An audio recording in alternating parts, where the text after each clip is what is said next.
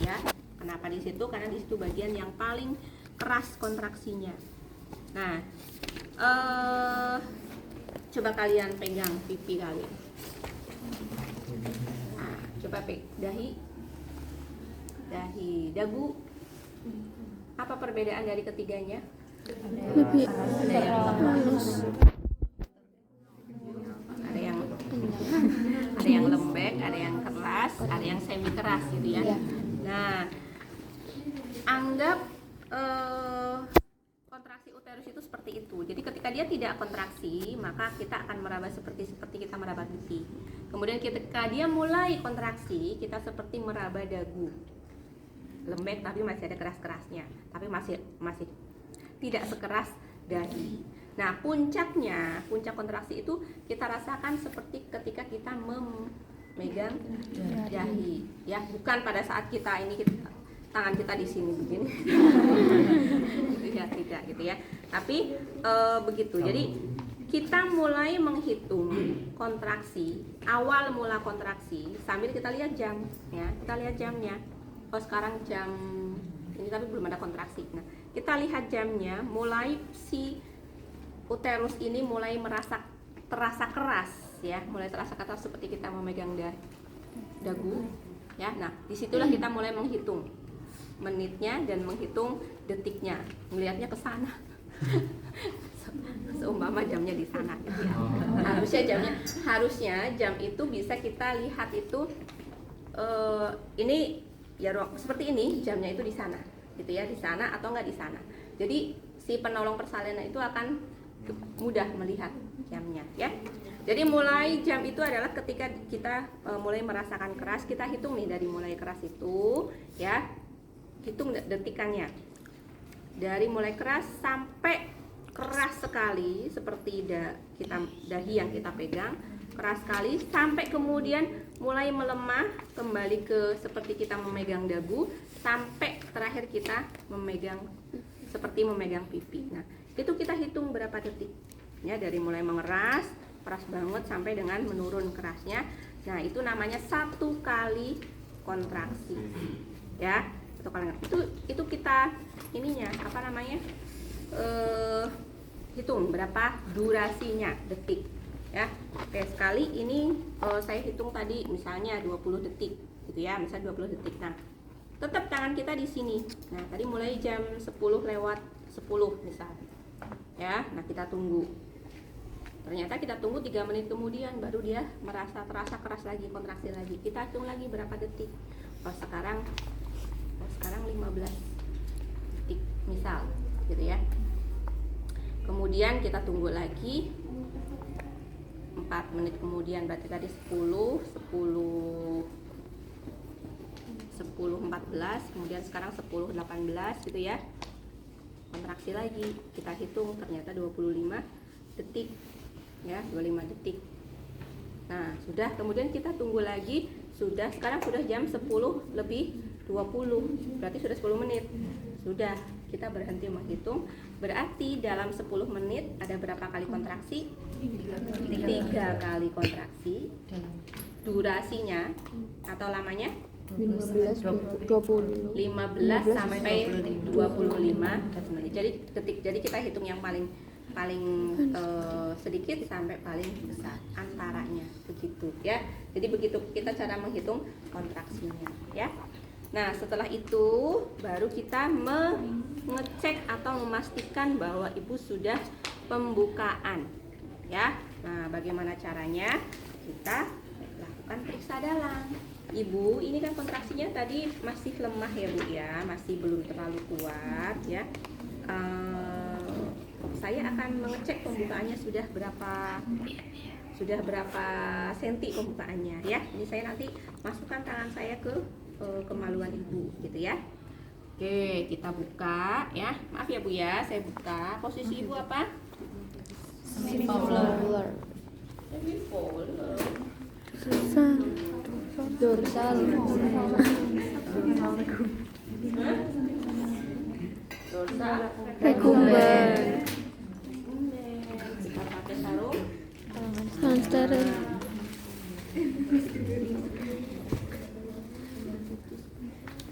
Ya, tangannya. Wah, ini salah tangan kiri. Kenapa ditaruhnya di kanan? Kayak orang ketong. Nenek. Iya. Tolong dong. Maaf. Taruhnya di kanan, kebalik dia ya.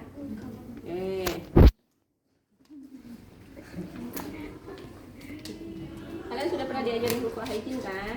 Sudah. Oke, jadi saya memori saja buku hygiene apa? Fabia Mayora kanan. Mayora, Mayora kiri kanan, minora kiri kanan, kemudian Tengah. nah, oke ya, Vestibul. sudah saya lupa hygiene ya. Nah, setelah itu baru kita letakkan tangan di sini. Kenapa? Untuk memastikan pasien tidak kontraksi. Kalau kontraksi kita tunggu sampai dia relaksasi. Ya, kita tunggu. Kenapa? Kalau dia sedang kontraksi, kita masukkan juga jari kita ke dalam, ibu akan merasa lebih tidak nyaman lagi, gitu ya. Oke. Ini sudah tidak kontraksi. Ibu, ini saya masukkan jari ya, Bu ya. Ibu tarik nafas dalam. Oke. Masukkan jari tengah dulu ya, kemudian baru jari Tunjuk. telunjuk. Nah, apa yang kita rasakan di dalam? Hangat Bu dan empuk. Itu kalau mahasiswa profesi yang baru pertama kali melakukan pembukaan ke pasien ya. Saya tanya, gimana rasanya? Hangat Bu dan empuk. Nah, ya bukan begitu, bukan itu yang dirasakan gitu ya. Yang kita rasakan adalah apakah ada hambatan jalan lahir di vaginanya. Ya, hambatan jalan lahir itu bisa berupa benjolan ya di jalan lahir, di vagina, di sekitar vagina, atau tali pusat yang enggak, harusnya tali pusat belum keluar ke vagina gitu ya. Nah, ataukah ada tali pusat yang keluar dari vagina. Kalau sudah seperti itu harus segera dirujuk gitu ya. Oke, tidak ada hambatan jalan lahir. Nah, di vagina. Setelah itu kita raba porsio ya. Porsio itu bagian serviks, bagian ujung serviks yang menonjol ke vagina ya. Kalian harus ingat itu. Biasanya porsio itu teraba lunar. Nah, di tengah-tengah porsio itu adalah orificium external os ya. Jadi lubang serviks. Nah, itu yang kita masukkan jarinya ke dalam ya. Nah, misalnya ini lubang, ini porsio ya. Porsio, nah ini lubang serviksnya. Kita masukkan tangan kita.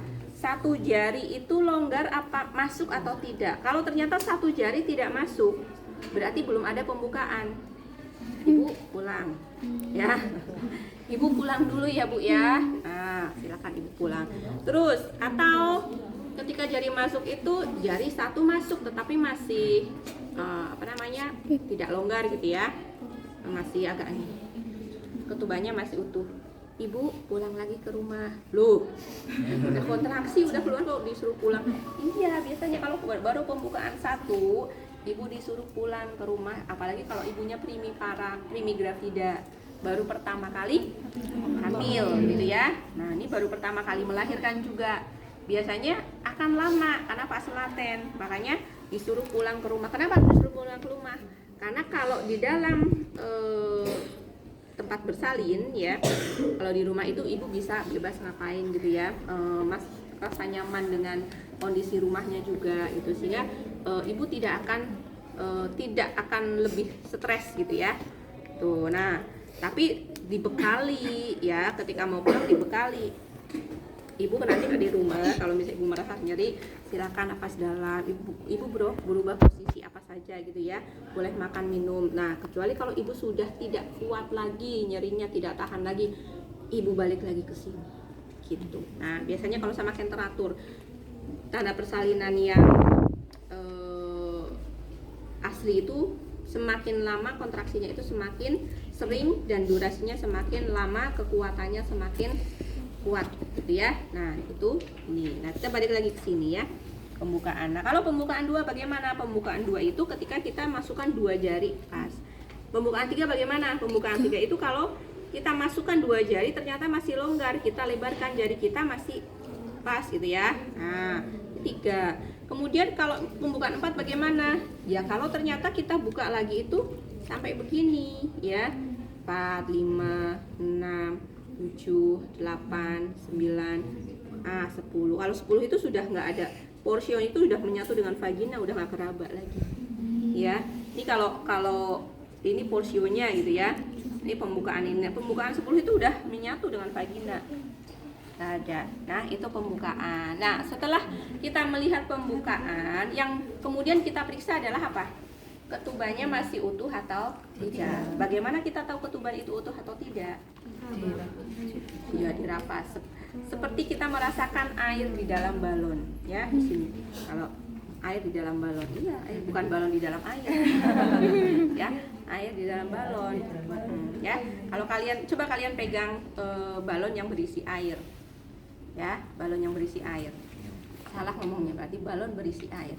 Air di dalam balon, bingung dia. Ya. Oke. Nah, setelah itu kalau misalnya kita merasakan seperti balon yang terisi air, maka itu ketubannya, selaput ketubannya masih utuh. Tapi kalau kita masuk ternyata langsung kepala, ya, kepala bayi keras, ya berarti ketuban sudah pecah di situ, ya. Nah, baru kita rasakan kepala bayi itu kita rasakan biasanya kalau yang normal ya presentasinya kepala itu kita raba ubun-ubun kecil bayi.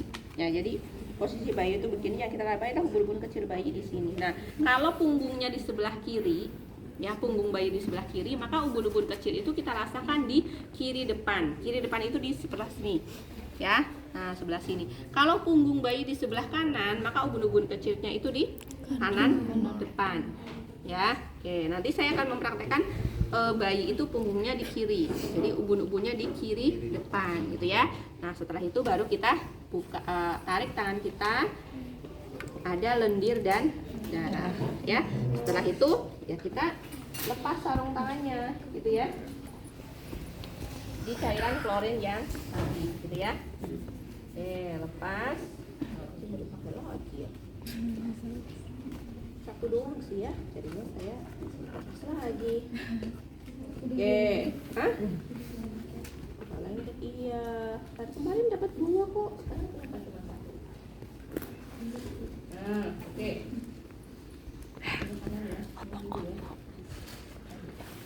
Oke, terus bagaimana setelah itu kita tutup kan, sudah lakukan pemeriksaan, kita tutup, ini kita buang.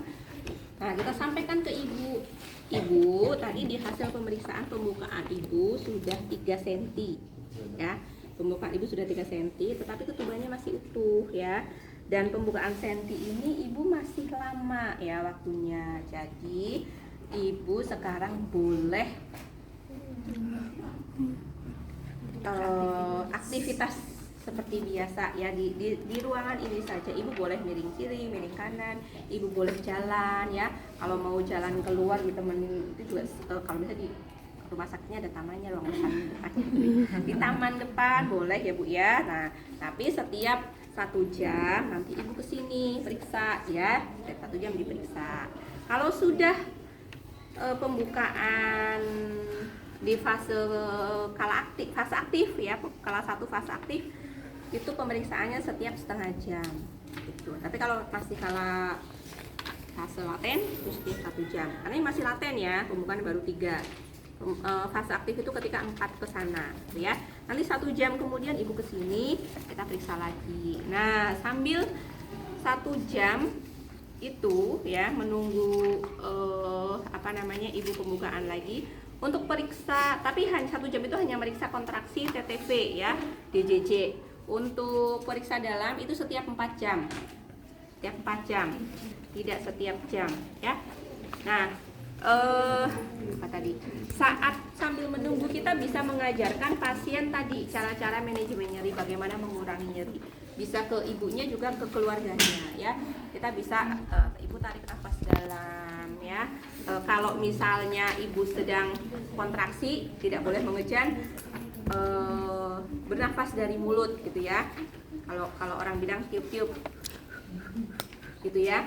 Nah, itu cara nafasnya untuk supaya ibu kalau dia kontraksi itu kadang ada keinginan untuk mengejan, tetapi kalau pembukaannya sudah belum lengkap itu tidak boleh mengejan ya, karena bisa bengkak cervixnya yang akan menghambat bayi turun gitu ya. Nah, kemudian juga kita ajarkan keluarga untuk memasase, melakukan epidural atau counter pressure ya, atau masase gitu ya. Nah, itu dan ibu boleh makan minum dan dianjurkan untuk BAK setiap 2 jam gitu ya. Setiap 2 jam harus BAK gitu.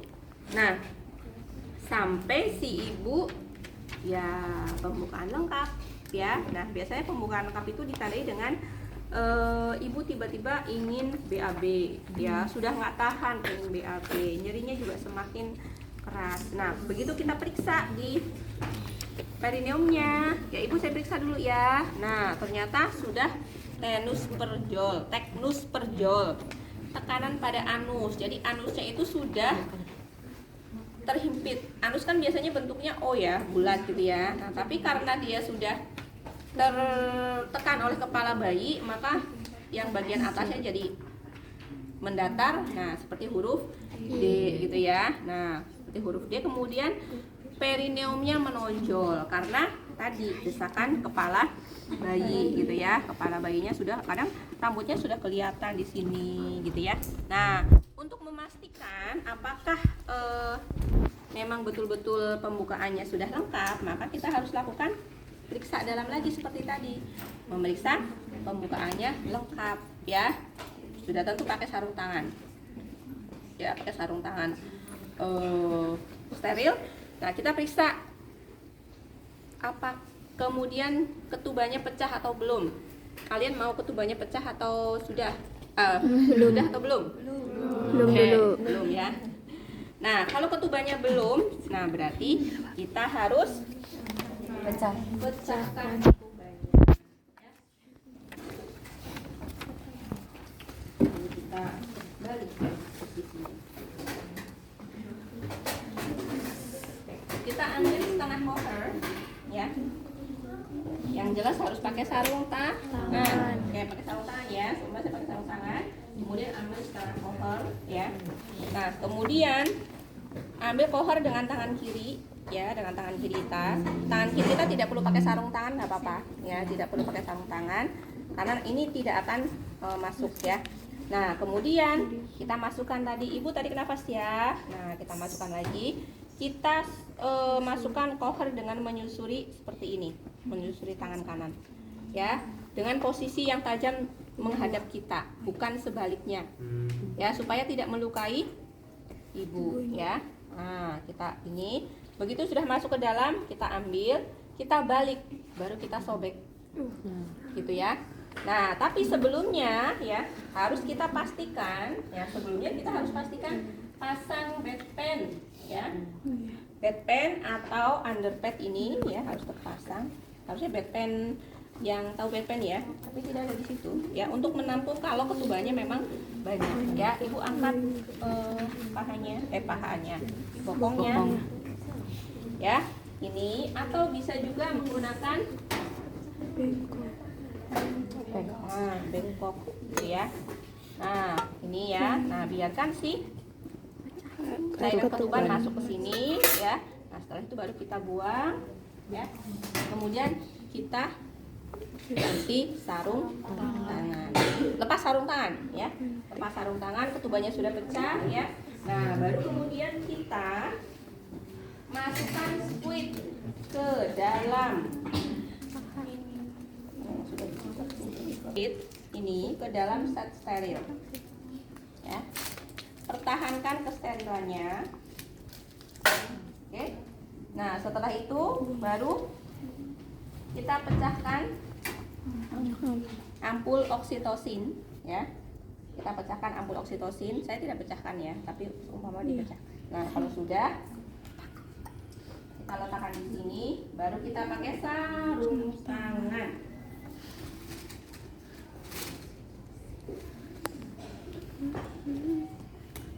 Nah, kita masukkan oksitosin tadi pakai teknik satu tangan ya. Ini jangan lupa dikencangkan dulu. Nah, baru kita ambil ininya. Nah, ini kita masukkan ya.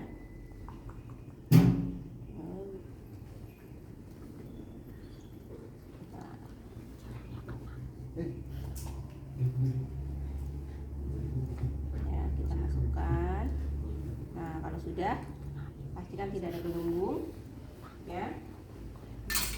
Ini kita letakkan di sini.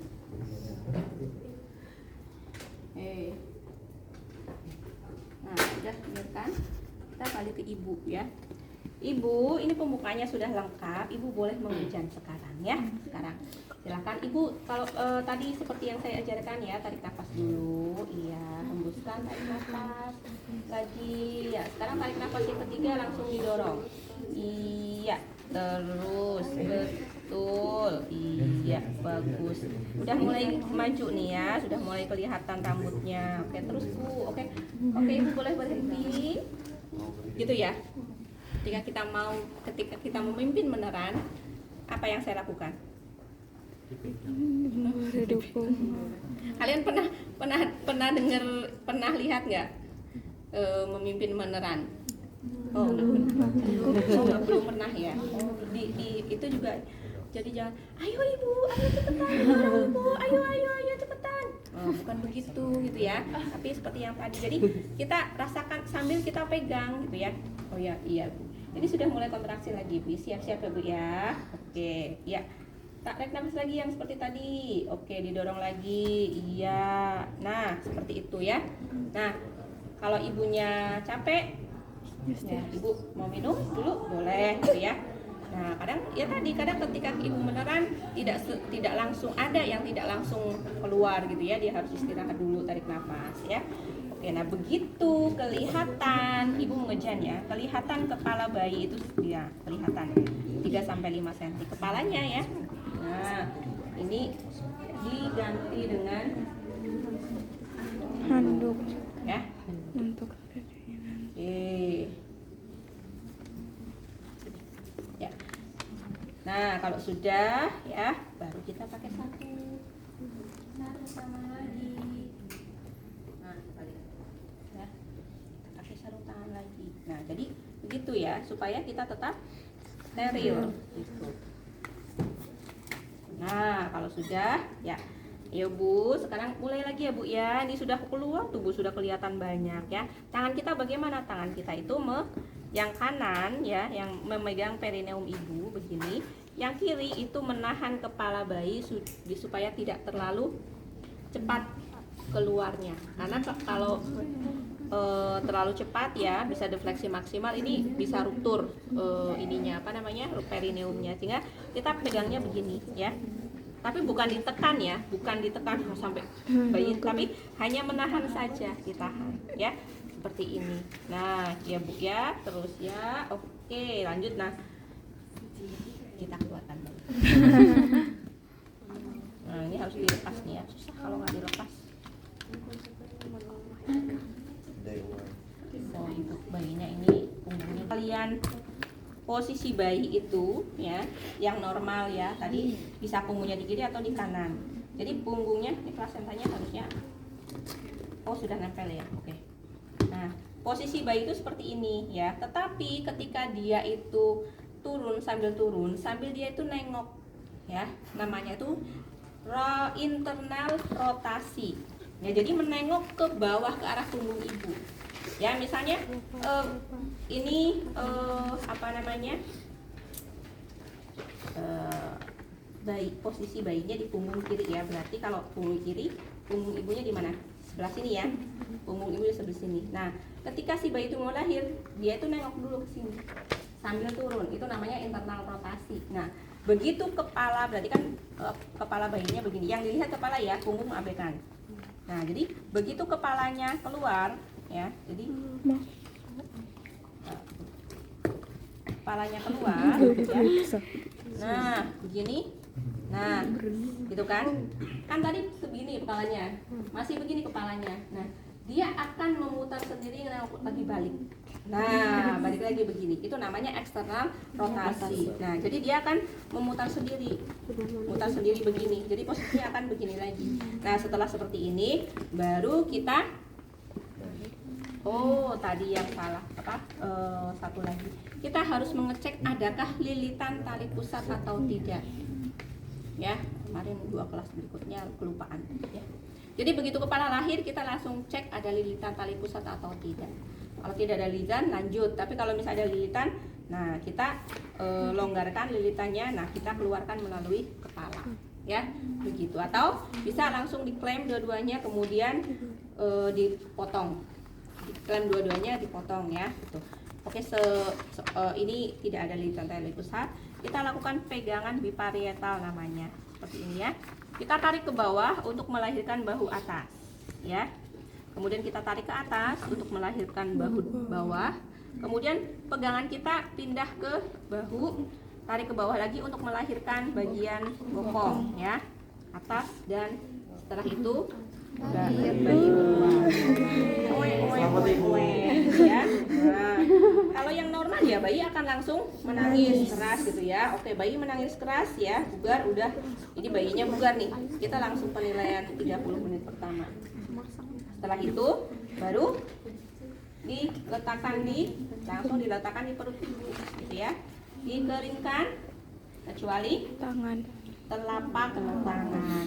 Oke ya. Nah, setelah itu baru kita cek ada bayi lain nggak di Perut. dalam perut ibu. Ya. Walaupun sudah di USG, sudah di Leopold, hasilnya itu tidak ada bayi lain, di hasilnya itu bayinya tunggal gitu ya. Tapi tidak menutup kemungkinan ada bayi lain. Jadi kita prosedurnya lakukan cek. Oh, tidak ada bayi yang lain, berarti aman. Nah, setelah aman, baru kita lakukan suntik oksitosin yang tadi di 1/5 paha luar ibu ya. Kasih swab alkohol dulu gitu ya. Nah, kemudian baru kita suntikan ya. Nah, kalau udah kita tunggu sampai 2 menit, baru kita lakukan klem tali pusat ya. Oke, sudah 2 menit kita lakukan klem tali pusat 3 cm dari umbilikus bayi ya. Yang pertama. Kemudian ambil klem yang kedua. Kita urut dulu ya. Jadi supaya mengalirkan darahnya, supaya darah ketika kita potong di sini darahnya itu tidak kemana-mana mengalir ya. Jadi kita urut dulu supaya darahnya itu menuju ke plasenta ya. Baru kita klem lagi, kemudian baru kita gunting ya. Oke ya. Nah, setelah itu sudah kan, ini di sini saja tidak apa-apa ya, karena nanti akan kita ini mungkin diperlukan. Setelah itu baru ini kan lepas ya. Oh, belum. Iya, lepas. Nanti saja ini dulu. Ini kan sudah ke sini ya, si yang apa namanya? Potongan.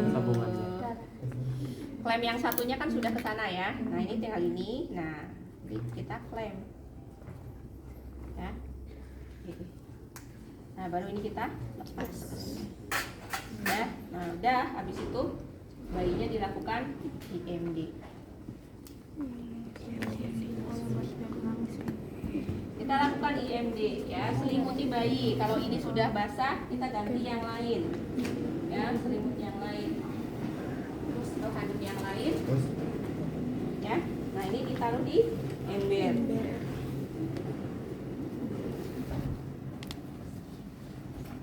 Kalau topi ya. Nah, biarkan si bayi sama ibunya sama ayahnya berinteraksi ya. Nah, kita ke sini ya, biarkan mereka diadanin, ya pokoknya terserah gitu ya. Nah, setelah itu baru kita periksa, lakukan pertolongan plasenta, pengeluaran plasenta ya. Nah, kita harus memastikan si plasenta ini sudah terlepas dari implantasinya ya, sudah lepas dari uterus. Kita pastikan ya. Biasanya lepasnya plasenta itu ditandai dengan perut ibu tiba-tiba membulat nih, uterusnya tiba-tiba membulat kenceng gitu ya, bawah ya, kemudian keluar darah tiba-tiba gitu. Ya, nah kalau sudah, kemudian kita lakukan peregangan tali pusat terkendali ya, tetapi lebih dulu kita dekatkan klaim itu ke arah ibu, tetapi kita tekuk dulu supaya darah tidak muncrat ya, kira-kira 5 cm di depan vagina ibu. Kemudian kita tegangkan, bukan kita tarik tapi kita tegangkan. Ketika ibu kontraksi, kita dorong ke arah bawah atas, namanya dorsokranial ya. Ketika kita dorong si tali pusat ini menjulur keluar, berarti plasenta sudah lepas. Tapi kalau masuk ya, justru masuk lagi, didorong terus masuk, berarti plasenta belum lepas. Kalau belum lepas, tunggu sampai lepas ya. Bisa kita masase ininya ketika kontraksi, atau kita stimulasi puting ibu gitu ya, untuk menstimulasi kontraksi. Nah, setelah itu kita dorong sambil ini ya. Oke, kita lepas, sudah lepas. Sambil kita dorong, sambil kita tarik ya. Kalau ini terlalu panjang, kita bisa pindahkan lagi. Nah, tarik lagi. Nah, sampai dengan di mulut vagina gitu ya. Nah, kita tangkap dengan 2 tangan ya. Kemudian ini kita putar searah jarum jam. Kenapa kita putar? Di sini seharusnya sebetulnya ada selaput ketuban tadi ya, jadi untuk mencegah robekan. Nah, setelah itu kita cek apakah kotiledonnya lengkap. Kotiledon itu seperti ini, bukan apa namanya ya, lobus gitu ya, kayak lobus di sini. Nah, ini sudah lepas nih ya. Kalau lepas ya berarti kita harus lakukan eksplorasi gitu ya, harus cek gitu. Ini utuh ya, normalnya utuh, tidak ada masalah ya, normalnya utuh. Setelah itu baru kita cek arteri dan venanya. Ada berapa arteri, ada berapa vena? Berapa? 2 arteri atau 2 vena di umbilikus? Ayo. Ya, setelah itu baru kita ukur panjangnya ya. Oh, panjangnya 7. Ini 12 kali 7 berapa tuh? Hitung ya. Nah, baru kemudian kita taruh di tempat plasenta ya. Nah, setelah itu baru kita cek, bersihkan dulu ada robekan di perineum atau tidak ya. Kalau tidak ada robekan, ya sudah, tidak perlu dihacking gitu ya. Kalau ada robekan tapi grade 1, berarti perlu dijahit atau tidak? Hah? Grade 1 dijahit apa enggak? Ada tuh di buku. Kalian belum baca bukunya ya? Kebalik. Nah, kalau grade 2, oh ya kebalik. Kalau grade 2, grade 1 gimana? Grade 1 dijahit apa enggak? Ayo, gimana bacanya ya Bu? Nanti pasang yang baru. Nah, boleh pakai yang ini, pakai underpad lagi ya, atau juga bisa pakai yang pakai celana atau kain gitu ya, pembalut yang biasa, pembalut yang besar gitu ya, juga bisa pakai itu gitu ya. Nah, kemudian kita monitor ibunya setiap 15 menit di jam pertama ya, kemudian setiap 30 menit di jam kedua. Apa yang kita monitor? TTV, kemudian kontraksi ya, ada kontraksinya bagus atau tidak. Harusnya kontraksinya bagus, kalau kontraksinya jelek harus kita masase atau stimulasi putingnya. Kemudian lohia, pengeluaran, ada perdarahan atau tidak gitu ya. Kandung kemihnya juga, kandung kemihnya penuh atau tidak. Kandung yang kemih yang penuh itu akan beresiko untuk terjadi perdarahan ya, atau nih uterusnya jadi tidak berkontraksi. Setelah itu ya sudah, kita balik ke ibu, lihat bayinya itu sudah ketemu puting ibu atau tidak. Biasanya setengah jam sudah ketemu gitu ya. Kalau setengah jam belum ketemu, lanjut sampai 1 jam. 1 jam juga belum ketemu, lanjut sampai 2 jam. Biarkan si bayi di dada ibu. Ya, kalau sudah baru kita periksa bayinya. Ukur panjang badannya, berat badannya, terus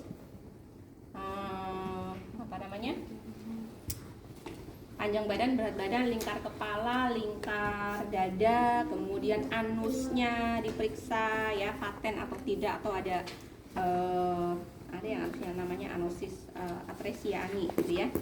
Nah, itu kemudian berikan salep profilaksis ya untuk di mata, kemudian berikan vitamin K, suntikan vitamin K, terus imunisasi BCG ya.